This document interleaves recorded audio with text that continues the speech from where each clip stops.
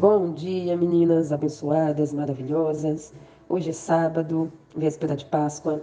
Não costumo vir no sábado compartilhar devocional, mas hoje eu senti esse desejo de vir para falar um pouquinho sobre o verdadeiro sentido da Páscoa. Porque todos nós sabemos que a Páscoa não tem nada a ver com coelhinho, ovos de chocolate. Isso tudo é comércio, né? Mas você entende por que a Páscoa é uma festa cristã? Então, neste mês, a gente comemora a nossa libertação do pecado através de um sacrifício feito na cruz do Calvário. É quando a gente comemora a Páscoa, mesmo que vai ser amanhã, é quando a gente comemora a ressurreição de Jesus e a sua vitória sobre a morte, sobre o pecado, sobre o diabo. Por todo mundo, as pessoas de todas as crenças celebram do seu jeito esse tempo de renovo, que simboliza também a passagem da morte para a vida. Mas será se todos realmente sabem o verdadeiro sentido da Páscoa? A Páscoa não é e nem deve ser considerada só um momento de celebração, um bacalhau no prato, trocas de ovos de chocolate, né? A gente não é contra essas tradições, é legal, né? Se reunir todos para comer ali um bom prato, né? Feito com um bacalhau, com um peixe. Mas o que a gente deve se lembrar é qual é o verdadeiro sentido da Páscoa, né? Da morte e ressurreição de Jesus e do que ele fez por nós. A primeira Páscoa aconteceu há milhares de anos, quando o povo de Deus estava sendo escravizado no Egito. Deus teve misericórdia e decidiu libertá-los através de Moisés. Mas Faraó não queria deixá-los embora. Por isso Deus enviou pragas para tentá-lo mudar de ideia. E como o Faraó endureceu o coração, o Senhor decidiu ferir todos os primogênitos do Egito como forma de castigo. Porém, para o seu povo, ele deu uma ordem. Eles deveriam sacrificar um cordeiro para cada família e assim teriam a proteção. Eles tinham que passar o sangue deste cordeiro na porta de cada casa, para quando o destruidor, a morte, passasse e não entrasse em casa que tivesse sido marcada pelo sangue na porta. Isso está descrito lá em Êxodo 12, do versículo 1 ao 14. Daí vem o termo Páscoa, né? No hebraico é pesar, que significa pular além da marca, passar por cima ou poupar. Então, toda casa que tivesse aquela marca na porta do sangue do cordeiro seriam poupados, né? Os primogênitos não morreriam naquela casa. Então, sendo assim, eles ficaram protegidos da condenação da morte do sangue do cordeiro morto. Da mesma forma, muitos anos depois, Deus enviou o seu Filho Jesus, o Cordeiro Santo, para ser morto numa cruz. E o seu sangue, aspergido sobre os nossos pecados, nos traz salvação, proteção, livramento e vida. A Bíblia diz que Deus sempre amou a humanidade, porém todos nós o desobedecemos e pecamos. Com isso, fomos condenados à morte eterna. E como não podemos apagar essa dívida, precisamos de um cordeiro puro, sem pecados, para nos livrar da condenação. E Jesus é este cordeiro. Quando João Batista o viu, se aproximando, ele disse: Vejam, este é o cordeiro de Deus que tira o pecado do mundo. Está lá em João 1,29. Jesus se fez homem, morreu para nos salvar e ressuscitou. E todo aquele que crê no seu sacrifício e se arrepender, recebe o sangue dele que dá livre acesso ao Pai. Não precisamos mais fazer sacrifícios nem penitências, pois tudo já foi consumado.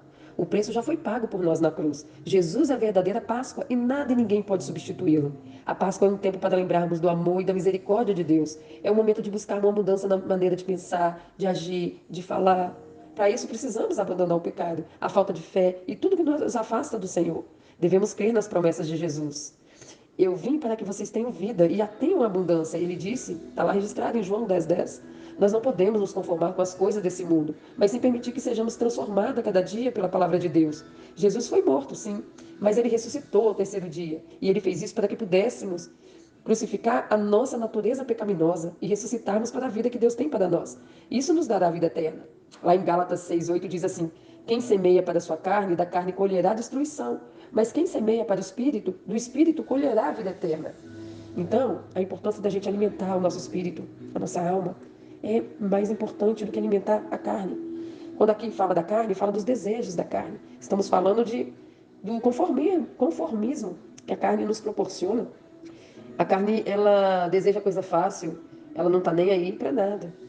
Mas o espírito não, ele discerne o que são as coisas do espírito, o que são as coisas da carne e a alma. Por isso que devemos alimentar nossa alma todos os dias. Então a gente pode perguntar quais áreas da nossa vida precisam de ressurreição. Porque às vezes muitas coisas morreram em nós, estão precisando dessa ressurreição. O que você deixou morrer, que precisa renascer?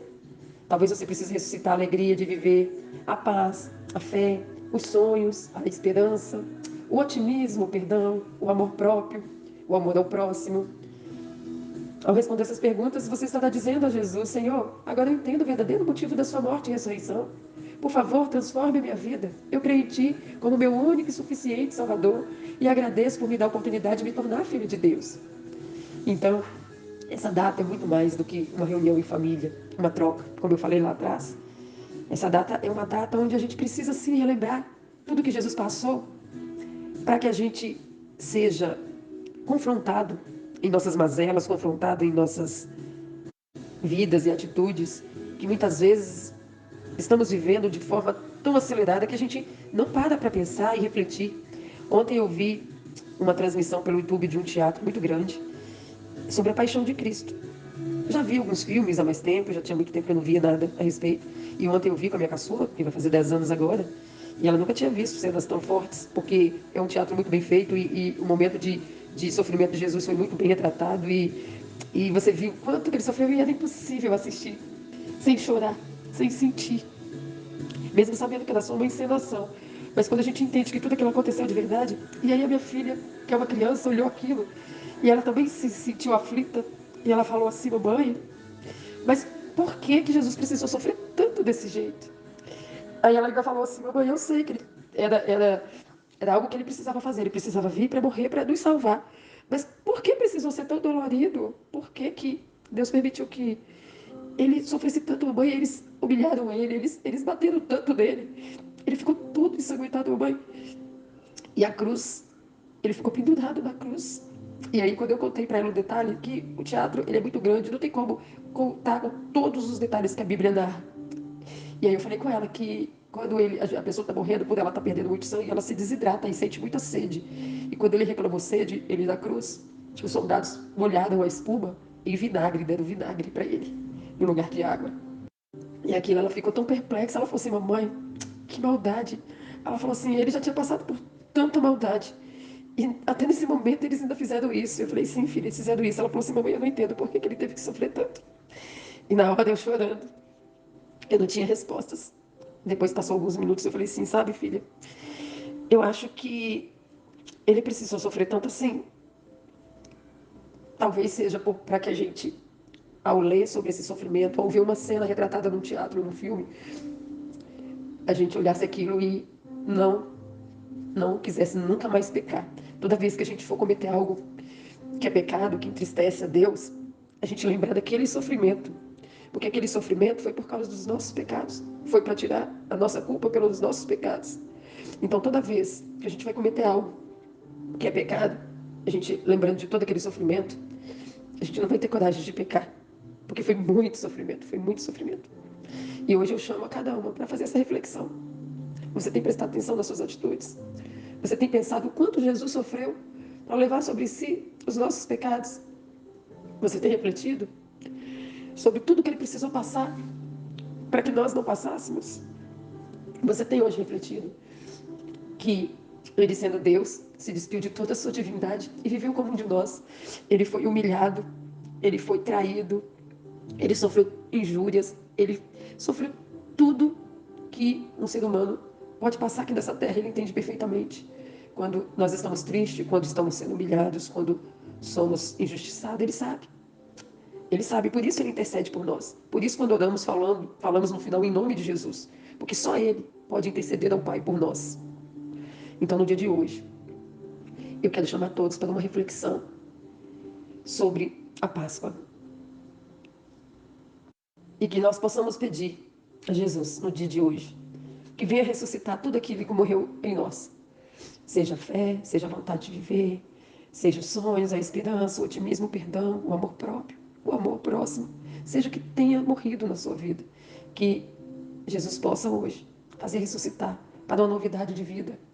Para que a gente possa sentir o amor dele transbordando a cada momento por nós. Quando você passar por situações que vêm para te entristecer, não se entristeça, não deixe essa tristeza entrar. Lembra do quanto você é amada pelo Pai. Lembra do quanto Jesus demonstrou amor por você. E hoje Ele te convida a estar na presença dEle nessa data. E sim, é uma data especial, pois nos relembra que existe um Pai que nos ama tanto, que nos deu o seu melhor. Então, nessa data tão especial, eu desejo que você seja restaurada, motivada a buscar dia após dia as coisas do alto, sempre desfrutando da graça de Deus, que nos perdoa, nos corrige, nos ama e nos dá a salvação através do Cordeiro de Deus, Jesus Cristo. Uma ótima Páscoa para todos. Fiquem com Deus e até a próxima.